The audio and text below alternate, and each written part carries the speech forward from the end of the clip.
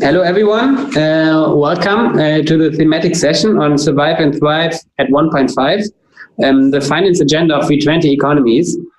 We will have about 60 minutes or so to really focus on the V20 ambitions, to show what happened so far, what needs to happen, and also what kind of support, for example, the international community should provide to make these ambitions a reality.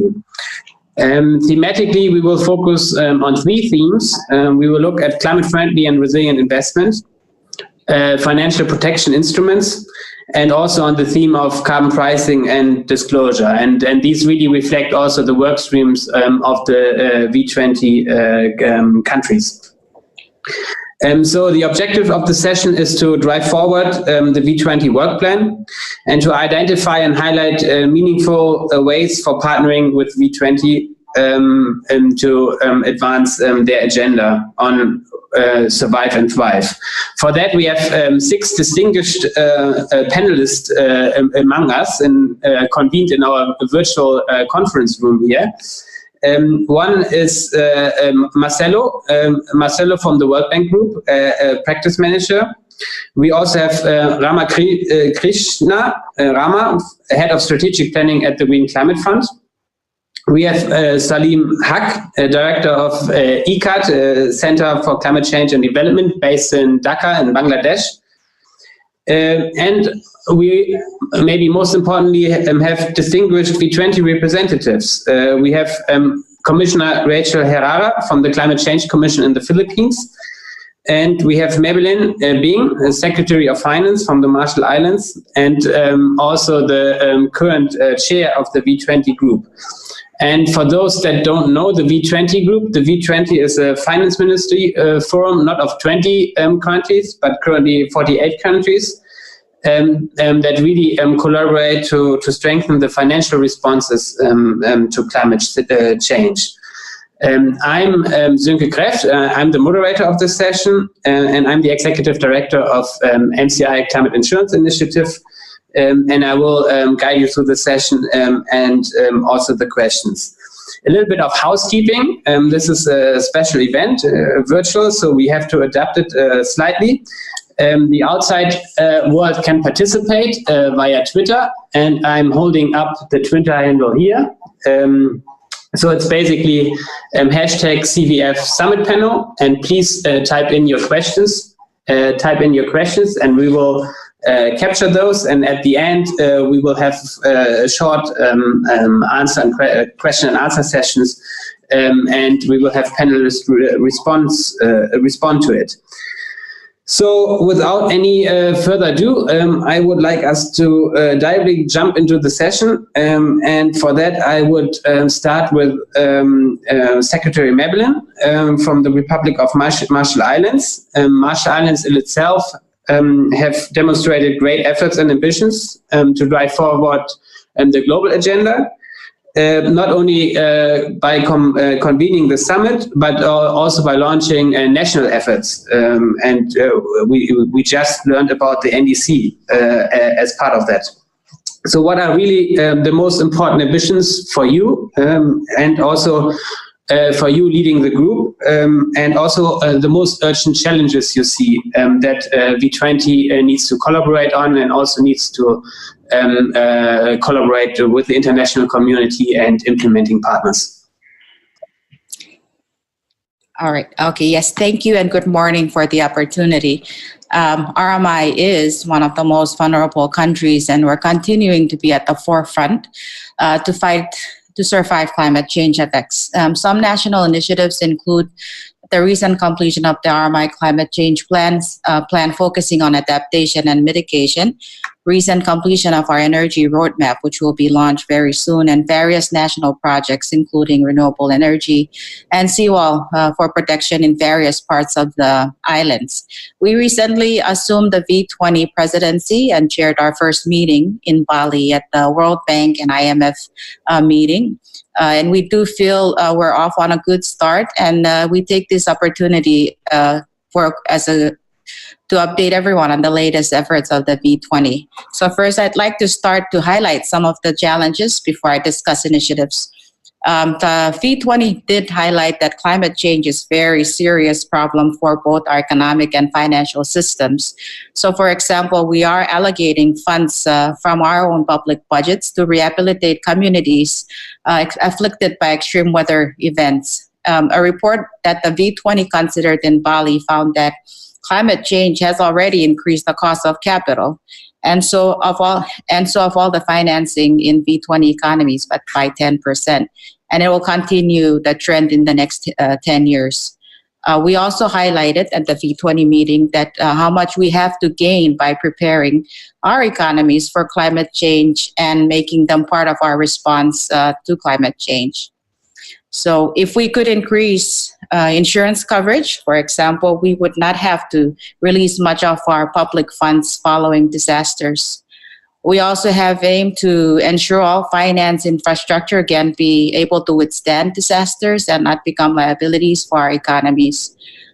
Now, if we could switch to renewable energy, we would also reduce our reliance on imported fuels that are already very expensive and can create inflation risk when global commodity price shift. And we have no control over these or no predictability on this. So the V20, we've recommitted to promote ambitious efforts to address the global threat of climate change. If we look at the whole group, the V20 members are rapidly emerging markets for 1 billion people. We are actually high growth engines of the world economy. Now, our common concern is the fragility of that growth increasing due to climate change and associated transition risk. As the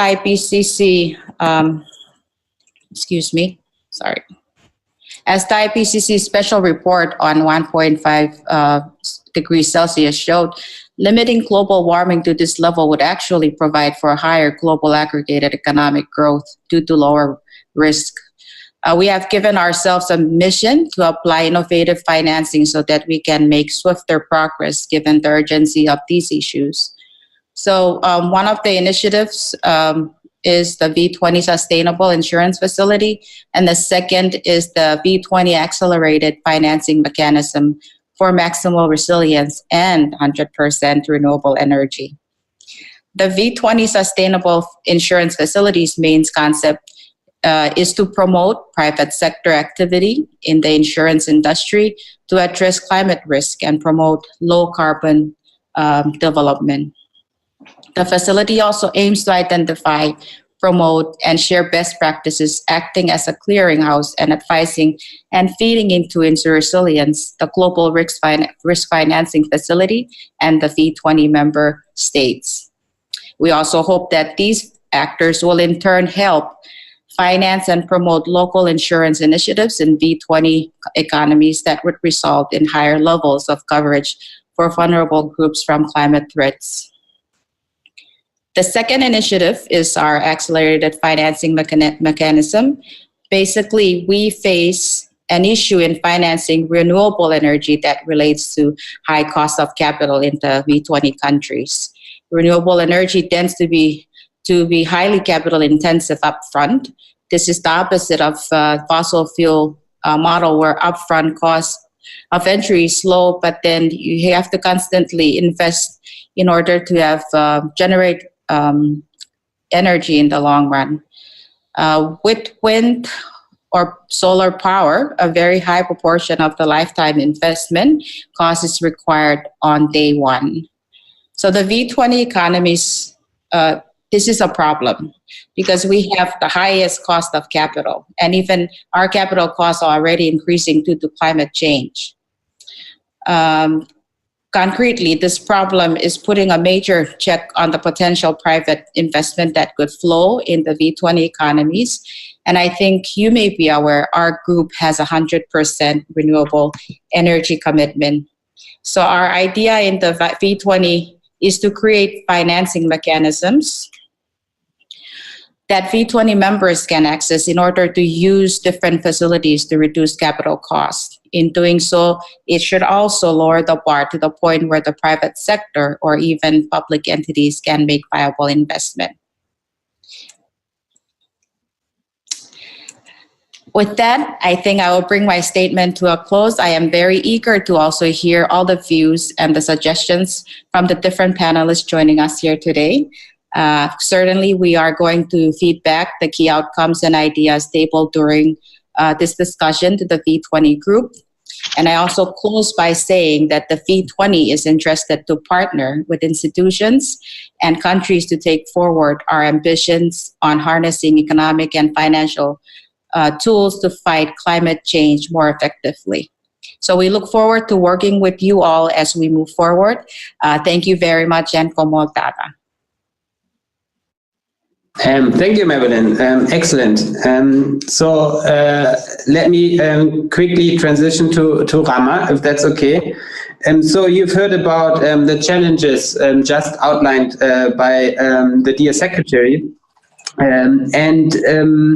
So what's your take on this, especially the cost of financing mitigation and adaptation investments across V20 economies? Was the GCF, the Green Climate Funds, experience in facing and overcoming these type of obstacles? And how could the GCF support in the future better support V20 economies in addressing these challenges? What kind of additional steps need to be done? And what also needs to be put forward towards the international agenda? Well, thank you very much, Sonke, for this opportunity to be with you and with other colleagues, a very distinguished panel. And this is the first time I'm participating in a virtual summit like this. And so the experience is quite novel, but I think it's really working out well. I want to begin, first of all, by thanking Marshall Islands and the Secretary of Finance for her introductory remarks and for what they had done in beginning with the V20 and enlarging that to 48 countries. And the very strong and powerful statement that they have made in Bali in terms of moving the issue forward, focusing light on what the world community is paying attention to right now. I think it's really quite remarkable. And I want to answer specifically the question that you have raised, but I want to, just for the benefit of our viewers, say a word about the Green Climate Fund. You know the history of how the fund came into existence. But what you may not know is that we started our operations in Korea, in Songdo, almost exactly 5 years ago. Our first board meeting and our first funding proposal was just before the Paris Agreement was signed. Since then, we have made rapid progress. We now have 96 funded proposals to the tune of $4.6 billion. And of them, about 39 funding proposals are under implementation. We're ramping up our work in supporting the countries across all the various continents. Many of the members of the V20, of course, are in these countries that we work in. But the point I want to make is this. In this short span of time, when we began working, our board came to the conclusion very early on, not only that should we spend 50% of our money on mitigation, 50% of our money on adaptation, but they have specifically pointed out that 50% of the money should go into landlocked countries, island states, and so on, and least developed countries. So the question is not about the focus of the Green Climate Fund on issues that Secretary of Finance from Marshall Islands had pointed out, but how do we go about doing that? How do we make sure that what we do is helping countries move forward with the issues that they care about? Support to nationally determined contributions is one step along the way, but we do all this through our national designated entities. The number of things that we do range from strengthening capacity of developing countries through a comprehensive response to country needs. Country ownership is absolutely vital for us. Anything that we do, it's not because we think it is a good idea, not because it's what is there in the Paris Agreement or the Climate Convention, but that it has the country buy-in. And that not only is that important to us, but that what we do is going to have a transformative effect in the country. that this project is not 100% successful in its own right, but that it changes the practices in the country in terms of moving forward. We do that through country programming support. And that includes, of course, also readiness support, adaptation planning support, project preparation support, and of course, investment in funding proposals. One of the key ways we reach these various countries that are part of the V20 is through our structured dialogues. These dialogues take place in different parts of the world all through the year. The one that we just concluded was in the Caribbean, structured dialogue in Grenada. We have had those things in the Pacific Islands and in all parts of the world. And we very soon are going to be having one on the least developed countries in Africa as well. So our goal is to reach out to the member countries as efficiently as possible in terms of meeting their country needs and the contributions that they can make to meeting the Paris Climate Agreement goals. One of the key attributes in all of this, of course, is country leadership. And that is going to play a vital part. And what Marshall Island has done is remarkable in that sense, that they're drawing the focus on these matters. A couple of other points before I conclude. One of which is that we started with initial pledges of $10.3 billion, and we had given money, in terms of the funding proposals, etc., that have launched our replenishment activity. And that is, as I'm speaking here with you, our executive director would have been part of this panel, but he's in Bonn preparing for our first organizational meeting. And so what that means is really beginning our replenishment work so that we are able to better serve the member countries with more resources that we would be able to bring to the table to work on these matters.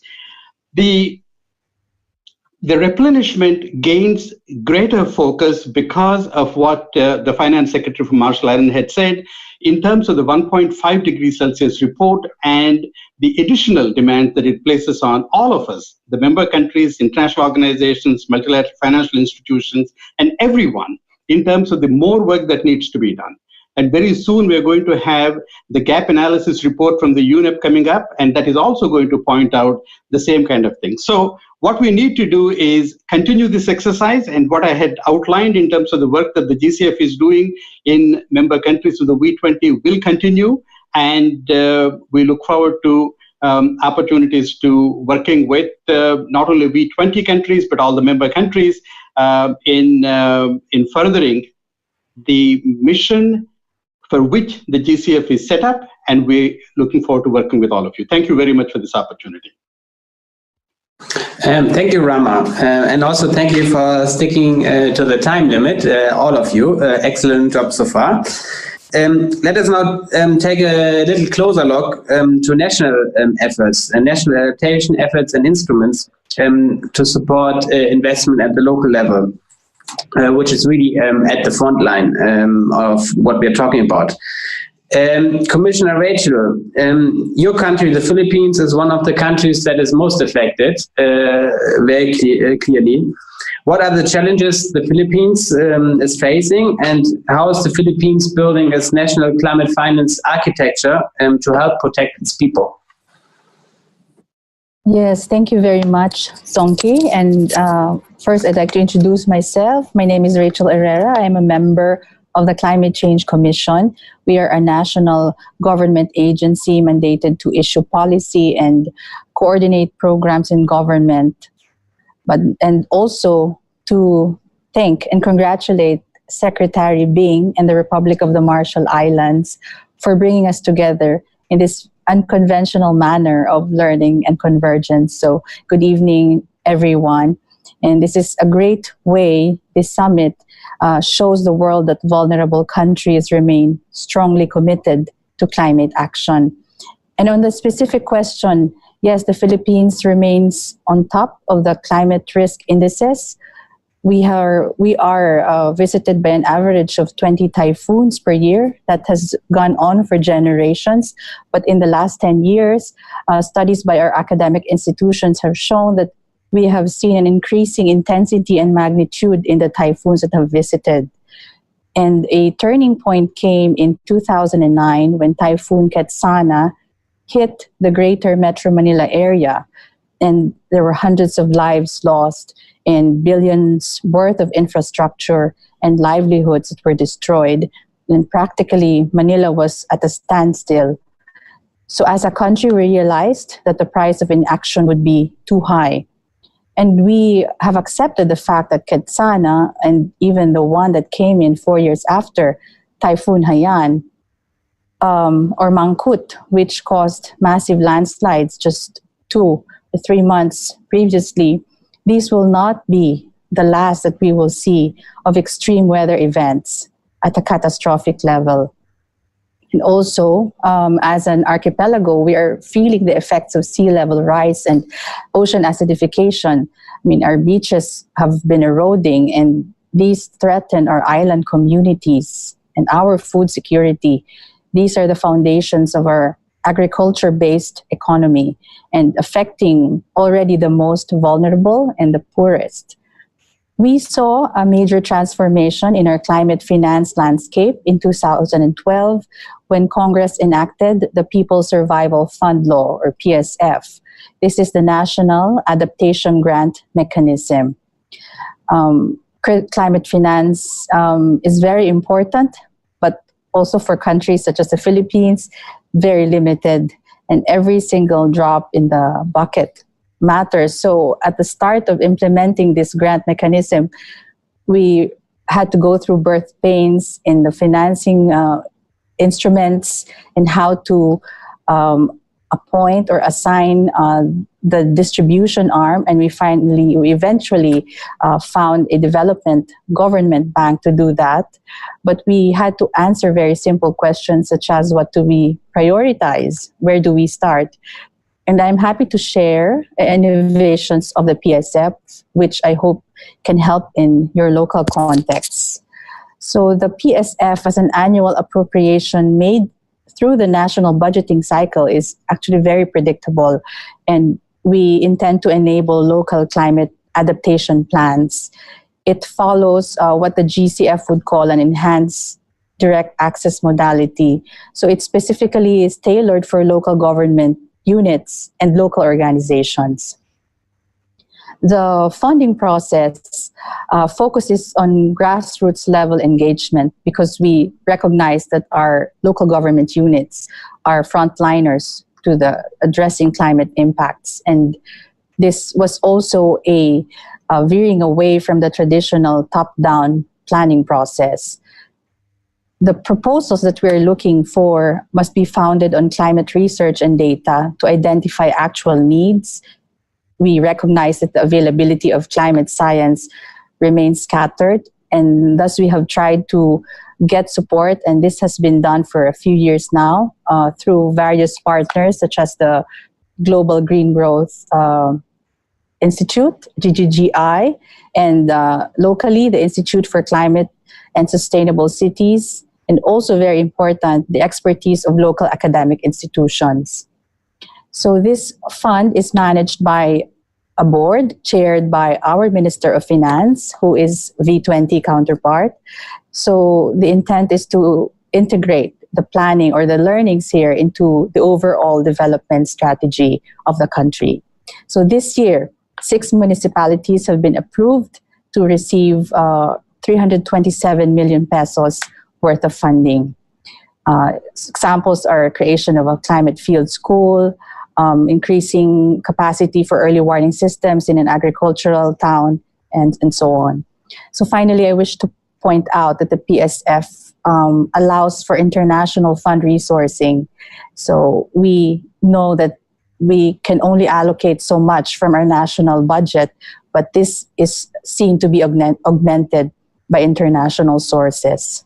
So we are building our case to access bigger international funds, such as the GCF, for instance. And I'd like to greet Mr. Rama. Yes, We just hosted a technical workshop here in the Philippines 2 weeks ago to train people on developing the adaptation rationale for proposals. So we hope that the PSF will be a learning experience for the Philippines and to eventually find a perfect balance between accessing and accountability for our local actors. And this is only the start, and we can certainly do more to unlock the full potential of this kind of financing. I guess that's it for now, and I'd like to thank you for listening. Yeah, thank you very much, dear Commissioner.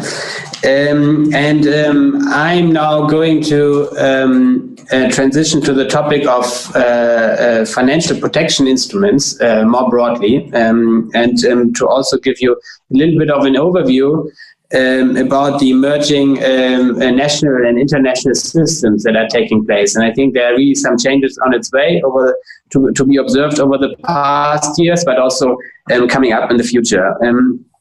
I'm Sönke Kräft, as I already introduced myself, leading the MCII Climate Insurance Initiative. We are fully embedded in the system of the United Nations University Institute of Environment and Human Security. And we work both on climate policy, but also improve risk management at large through better strategies and to develop specific insurance products to support vulnerable communities. We are a supporting partner of the V20 and very glad that we can play this role.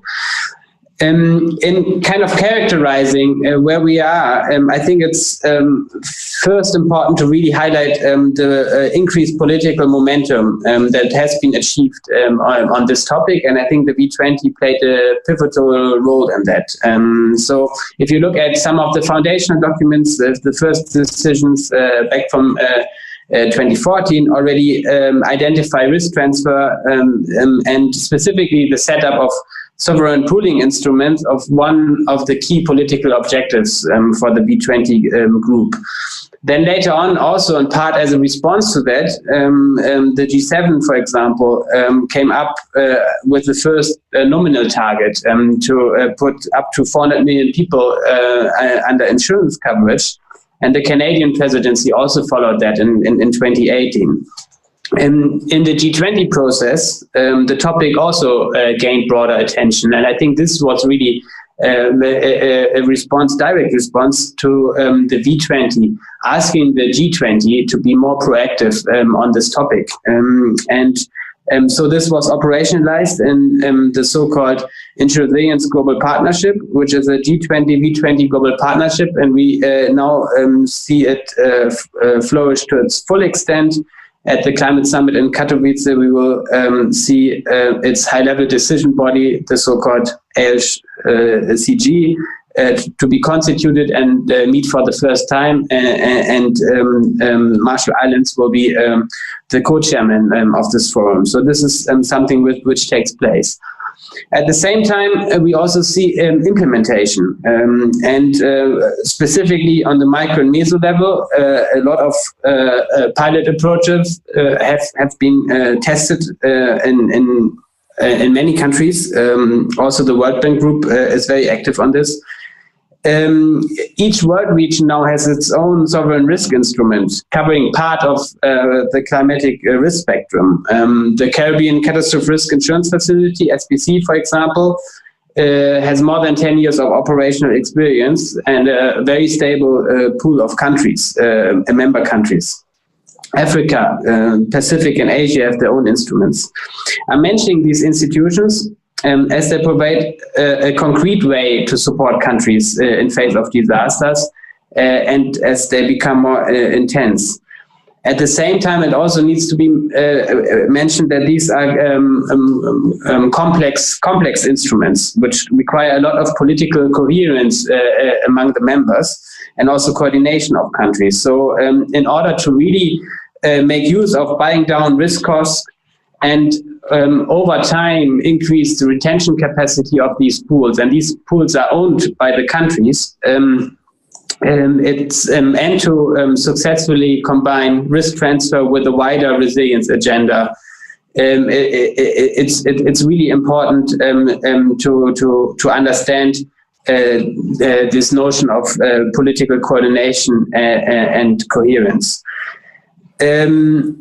Also, what we have seen in the past years, if I look at the first years, we were talking very much only about risk transfer instruments, but now it's coming together.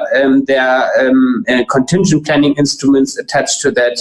And I think generally the responsiveness and also the accountability is increasing for poor and vulnerable groups. Successfully implementing such type of approaches, especially in the challenging conditions of the V20 economies, require quite a suite of enabling conditions. This ranges from sufficient technical and regulatory capacities to data access or to the existence of a national insurance market if we talk about certain micro meso level approaches. I think there's a lot of technical capacity building that needs to happen. It also needs to be stated that affordability, both for low income and poor population, as well as for countries, remain an issue. As climate change kicks in, this might become a bigger issue even in the future. We did some analysis looking at different coverage levels of countries accessing risk pools, and we found out that even among seemingly similar countries, they choose very different risk coverages, which points to the fact that it's actually not chosen based on their true coverage needs, but rather their ability to pay. So there needs to be a discourse, we think, similar to contingent loan instruments that are an accepted choice to finance renewable energy policies, also on contingent insurance instruments, if you call it this way, for resilience objectives. Complementing the picture, following from the various political commitments, we have seen the onset of several support structures, bilateral programs that are now taking place. The KfW has the Insure Resilience Investment Fund and the Insure Resilience Solution Fund. There's now a London Center looking at technical capacities to overcome constraints at the national level for disaster risk financing. There's CRUISE, which is a climate information system. There are also regional programs under the ADB. So we've seen quite a few initiatives popping up. We also have specific multilateral instruments. The World Bank just launched the GRIF, and this is also in response to the G20 V20, in part G20 V20 Insure Resilience Global Partnership. And the GRIF, for the first time, will have a specific mandate to also look at insurance premium finances through national systems as part of their portfolio. And then lastly, I also want to mention the GCF in this context. We have looked at the GCF investments of the past years, and while there's not a specific policy on this topic, it is clear that many of the adaptation programs actually have a large component of disaster and climate protection, financial protection instruments in there. It's a little bit early to say if these instruments are delivering. The GRIF has only been launched last month. And it's important area of work to also look at the collective progress in this field of work. But it's clear that these structures need to be strengthened over time and also need to be part of this step up 2018 and step up further on as under the Paris Agreement we increase collectively the ambition.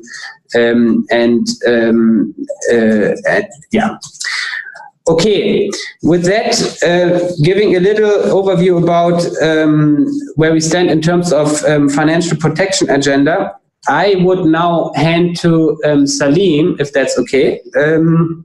And we are now transitioning away from the topic of resilience to the topic of energy resilience and energy transformation, which has been one of the articulated commitments of the CVF and the V20.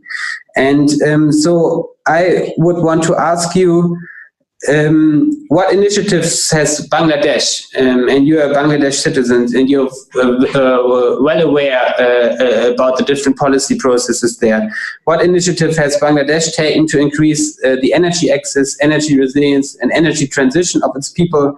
And how can a country like Bangladesh upscale efforts towards climate-friendly and climate-resilient development in the face of intensifying climate threats?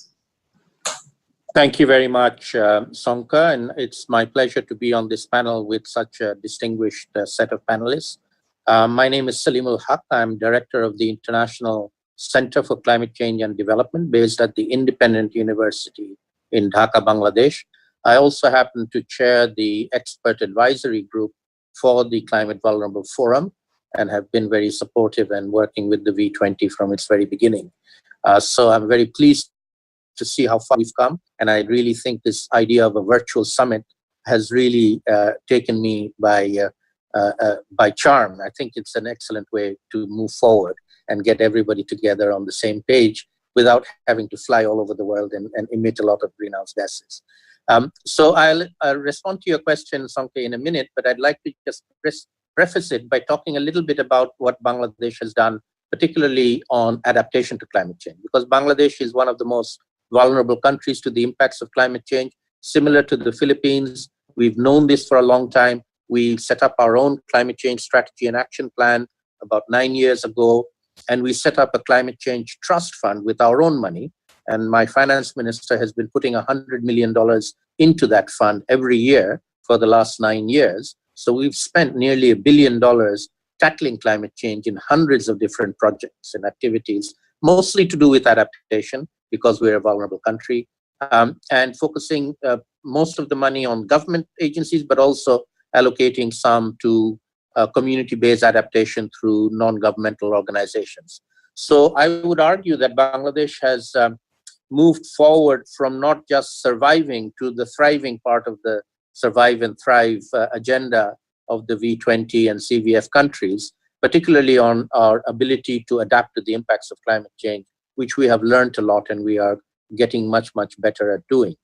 However, I will turn now to the activities we've done on the energy sector. And here, what we have been doing for the last number of years is expanding at a very, very fast rate the level of solar home systems in small homes for poor and relatively poor, not the very poorest, but poor and relatively poor households, mainly in rural Bangladesh, but now increasingly also in urban Bangladesh. We have about 5.5 million households with solar panels, supplying energy, particularly light energy at night and energy for charging mobile phones to about 20 million people. And these are the poorest and most vulnerable people in the country of Bangladesh who have not been served by the grid electricity that traditionally has been developed here. And this is a very, very fast expanding public-private partnership through an organization called IDCOL, the Infrastructure Development Company, which is a combination of Bangladesh government and private sector, to deliver the services through private sector companies. About 20 or so of the private sector companies have franchises for different parts of the country. They provide the service, they provide after-sales service, they provide credit for the households to buy the equipment, as we heard from the minister from RMI, finance minister, that the capital cost for renewable is upfront and high, and for poor households is difficult to provide. But if they get a loan, which they can then repay over time, then they are able to purchase the equipment and take it on and then manage it themselves. And over time, after they repay the loan, they actually own the equipment within a few years' time. And this has been a very, very successful model. We are now expanding this bottom-up small-scale solar home systems to go to irrigation pumps to provide electricity, renewable panel-based electricity for irrigation for our farmers, putting households and markets together in small microgrids and even mini-grids to provide electricity to collective enterprises and commercial and small-scale industrial, not really big-scale yet. But we have started the journey of reaching our ultimate goal of reaching 100% renewable energy by 2050, which all the V20 countries have taken on board as our aim to be able to reach, and hence get other countries to follow as well. I think one of the biggest challenges at the moment are in the scaling up side. We have a lot of small scale activities, but the scaling up to much larger scale is still a challenge. And at that level, financing, particularly international financing, is going to be critical. We hope that agencies like the Green Climate Fund will step in. In fact, ITCOL, the agency that I mentioned that has been responsible for our renewable energy work, is one of the national implementing entities for the GCF. And we're hoping that they will be able to apply for and get a much larger scale funding to expand the program to reach all the people in Bangladesh. And as I said, to get to 100% renewable by 2050 or even earlier than that, if that's going to be done. So I'm very happy to be on this panel and happy to answer questions if there are any afterwards. Thank you. Thank you, Salim. Right point. Those following us from the outside, this is the Twitter handle if you want to ask questions. And you still have about 8 minutes to formulate the questions and to join the discussion afterwards. Now turning to the last contribution. Marcelo, over the last 40 minutes or so, you heard about various ambitions by the V20 as a group, but also individual countries. So from your perspectives, what are the kind of levers we need to pull or the World Bank Group needs to pull? And especially what's the role of carbon pricing and carbon disclosure practice in it in order to really realize the ambition of the V20 countries? Yeah, great. Thank you. Well, first off, I just wanted to congratulate that we're doing this. The V20 agenda is really important for the World Bank, and definitely we are very committed to the adaptation realm also very much this year. This is going to be a year of adaptation. We have the summit kicking off. We have the Global Commission on Adaptation, under which our CEO, Kristalina Georgieva, is participating. And the fact that we have my own Vice President, Laura Tuck, being part of the CBF Climate Champions. 1.5 degrees really is a matter of survival for many people. So I really like that slogan, Thrive, Survive 1.5, because there is a relationship that's very link between climate and development. They're both sides of the same coin, and if we fail on one, we're going to fail on the other. And definitely, there's a lot of financing going to be required. I wanted to say that today, the World Bank has grown substantially in terms of the climate financing. We're up to $20 billion this last fiscal year. Around $1 out of every $3 that the World Bank finances is associated to climate change. So climate change and mainstreaming is at the very core, because we see poverty gains potentially being lost with climate change. And the financing, it's really important to unlock the private sector, because definitely there are big leveraging opportunities. The global, a couple of years ago, the global climate financing was around $30 billion for climate mitigation, but the private sector was pulling in around $300 billion a year in the renewable energy sector. And this was done overcoming barriers, and many barriers are economic and some are in terms of financing. But today we have a really great story to tell. Across the world, renewable energy is the single source of cheapest source of new energy at many scales. It starts from the islands, from countries, from continents, and we just need to unlock those opportunities. And as Salim has said, and other panelists have also said, it's a lot of upfront costs, but very marginal, almost zero operational costs. So we really have to figure out the ways to allow these economic cases to come through. One successful case has been all the technical assistance that has been provided to have energy auctions being reformed, under which renewable energy can be offered at times it's generated and is complemented by conventional sources, but also environmental regulations. We have to clean up the power sector that's dirty, that's causing externalities to the populations under which they are sometimes exposing unfairly the pollution. So therefore, environmental regulations have to be tightened up, and that will increase capital costs of fossil fuel energies, which are actually reducing their, to reduce that pollution, but also carbon pricing. And carbon pricing is really important because it allows to recognize the value of externalities on the operational costs. So we have investment costs are going to be more expensive because we're internalizing the cost of pollution, but also we have the carbon pricing. And these are very strong signals that could start out modestly with small prices, but can ramp up to what the high level panel on carbon pricing has said that it must be around $40 to $50 down the line. Today, this has allowed many countries to actually have and benefit from much cheaper energy auctions.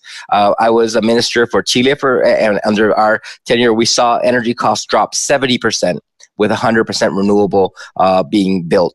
And this has led to the case of really reaching a coal phase out. But we see this in islands, for example, and the case that we're competing against diesel. And it's really great that the Marshall Islands is actually looking for 100% renewable targets. And this requires a lot of really new innovative investments. We need to be looking about storage. We need to. We see Philippines, for example, with the pollution taxes that they've been able to really allow energy to compete on a level playing field. We see Bangladesh, same thing. We are allowing to skip.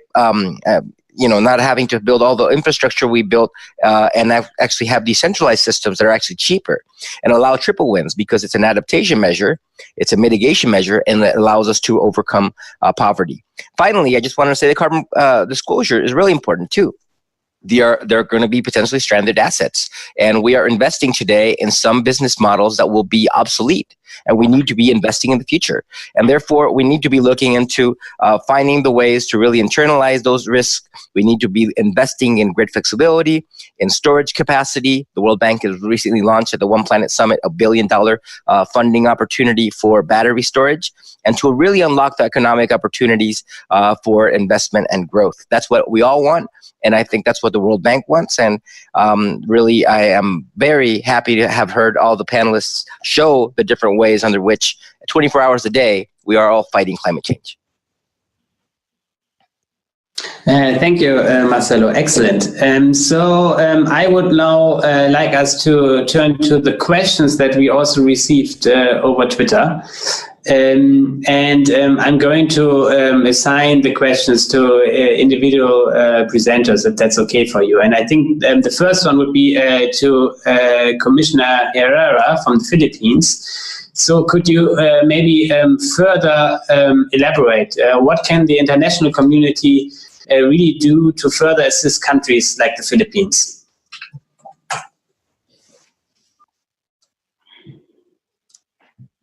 Hello, yes. Yes.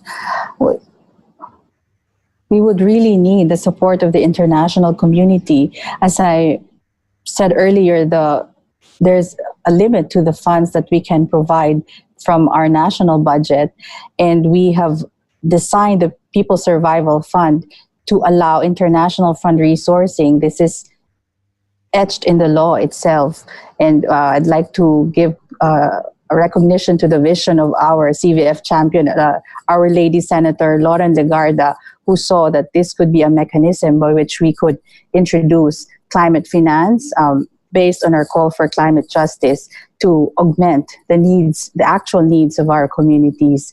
And we think that the PSF can leverage more financing, the scaling up of local programs that already work and have been seen to deliver a high return in terms of benefits. So as we are still in the first few months, or eight months to be exact, of implementing the People Survival Fund.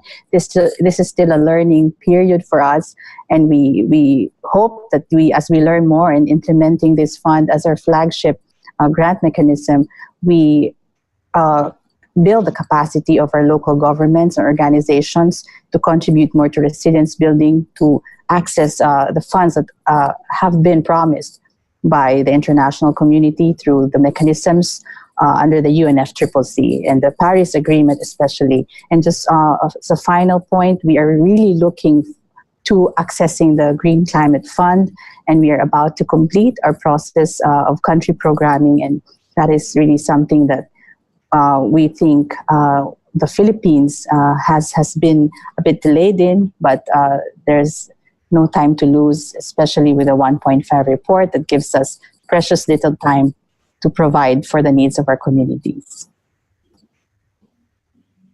Thank you. Second question we received, and it goes to Secretary Bing. If you could further explore what are the main barriers, really, in your view, the main barriers to insurance solutions in V-country economies? Yes, thank you. In addition to a lack of data, our small market size means it is often very difficult to attract insurance and reinsurance solutions that are highly accessible, dependable, and cost efficient. We also have deficits in the capacities of local insurers to understand climate risk insurance as an available and helpful product, underwriting capacities of local insurers, and financial literacy among our population. So we need capacity building to overcome these barriers. And most importantly, we need for predictable and reliable support from international community to make insurance accessible for us in terms of affordability. Thank you. Okay, thanks. Yeah, and I can definitely second your remarks. Also, us being active in the Caribbean markets, some of the issues are very similar that you just outlined here. Okay, another question is, and I think it goes to Salim, if it's okay. What are other co-benefits of whole home systems, and what support can be given for more uptake of renewable energy in Bangladesh? Maybe also not only looking at solar system, but renewable energy generally, also at utility scale in Bangladesh. Thank you. So the co-benefits, I would say, are twofold. Firstly, in the replacement of kerosene, which is the normal use for lighting in households, which has not only greenhouse gas emissions associated with them, which we no longer need if we have electric light, but also causes indoor air pollution and breathing problems and respiratory problems for family members in the house. But the biggest general benefit is the fact that children in the evenings after dusk are able to now study and do their homework. In fact, one of the biggest reasons for families taking the trouble to take a loan to buy the equipment and put it in is their children telling them that, you know, they can't do their homework at night with a kerosene lamp. And next door they have a nice bright light and they need a light if they're going to study at night. And that's the reason why most of the households buy the solar system for their children's education. And at the same time, it also helps the women to walk around at night, go to the bathroom and so on. It's safety, helps the safety of the household. And as I mentioned, charging mobile telephone is a very big issue for many, many households. And then some of the households can extend the extent of the solar home systems that they have, and then can also have fans and television sets and other items that they can then use for consuming, and the quality of life of these poor households improves significantly. On the other hand, as we go into the bigger systems, particularly in the replacement of kerosene or diesel-based pumping for irrigation, the solar panels are used during the day, so they don't even need batteries. They can just supply the energy to the pumps, and the pumps can pump the water into the farmers' fields, and it becomes a very good business unit. So the owner of the solar panel set goes around, installs it, pumps water, gives water to the farmers, gets money from the farmers for the water that he provides to them, and then moves on to another place and does the same business again. It's a very successful business model. Again, fairly small scale, but again, also replacing diesel powered pumps and reducing the emissions associated with it. The challenge, as I said, is going to take this to bigger scales. And one of the problems in Bangladesh is the lack of space. We don't have a lot of space, and every piece of land, every inch of land has multiple uses. And so putting solar panels across, say, agricultural land or other usable land is a competition. So we're looking at rooftops, both in urban as well as rural areas, where we can put more solar panels and increase the ability. And the final one I'll say is the unexplored area of wind energy. Bangladesh, in previous sort of rounds of the technology for wind, has been seen to not have enough wind for the old technologies that were available maybe a few years ago. But there's been a very recent study on mapping the wind energy across the country that has given us much better data on where we have wind. And at the same time, the technology for successfully using wind is getting better and better as well. So even though we haven't really explored wind energy in Bangladesh, the potential for doing that, in my view, is substantial and growing. And then the final bit is on biofuels. We have a large livestock and poultry population and industry as well that generates waste that can then be turned into energy as well. And there are more and more units that are trying to do waste to energy as well, which is, again, another benefit in terms of, on the one hand, waste management, on the other hand, providing energy. Marcelo, do you also have a quick viewpoint from your perspective on co-benefits? Yeah, absolutely. There's, I would say, solar energy, decentralized solar energy is one of the most, the biggest opportunities we have in terms of having triple wins of overcoming poverty, adaptation, and mitigation. We'll reduce emissions because we don't use fossil fuels, but also you can have opportunities to respond to some of the threats. For example, to pump out the highly salinated water, for example, or in the case of overcoming poverty and reducing exposure to solid fuels that are actually causing indoor air qualities and health issues. So I think really these are really great leapfrogging technologies. We don't have to wait for the lines to show up. We could have decentralized opportunities for having people to really have high quality of and reduce energy poverty. And I think it really, the case of Bangladesh is great, but we see this popping up across the world. And definitely, I am very proud that, islands today, for example, are able to reach 100% renewable targets with storage. And actually, this is the cheapest way forward in comparison to what they're doing. So I think the case is clear, the economic case is clear, but also the developmental and other benefits are also quite clear. Excellent. A very short last question, or a long question and a short answer, going to Rama. The GCF recently launched an initiative to support energy transition in small island states with financing of storage systems. Can you quickly explain what's behind that? I'd be happy to, Sonke, but first of all, I want to correct one thing. We don't launch programs in member countries. We are our business model is one where we provide support to member countries in identifying what sorts of solutions would work best for them. And when they submit those proposals, our board approves those proposals. So just a minor clarification, in terms of our business model and how we proceed with it. As I had outlined, there are a number of schemes, including the one that you just mentioned, that have come to us through the direct access entities and the accredited international entities. And those are considered as long as they meet the sustainable development criteria and the country ownership criteria, that would make the difference. So, in the interest of time, I do not want to take more time on that, but I just want to say that projects like that are the ones that we are looking at, in terms of reaching a very large number of countries. Thank you. Thank you.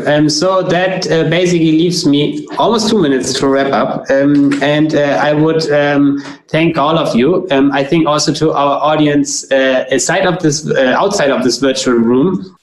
It got clear what is the kind of role and ambition for the V20 and really what the group is about.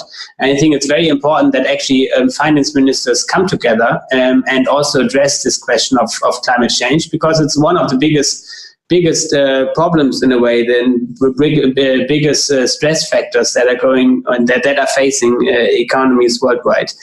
So we really want to make the V20 part of the hashtag Step Up 2018. And with that, I would say, again, thank you to everyone, and also to the people asking questions to us. If there are additional questions, we will respond over Twitter, and we will all, I hope everyone will have still a very nice virtual summit moving on the next hours. Bye, and thank you to Marshall Islands, to Washington, Korea, and where we are all. Thank you. Bye-bye. Bye. Bye-bye.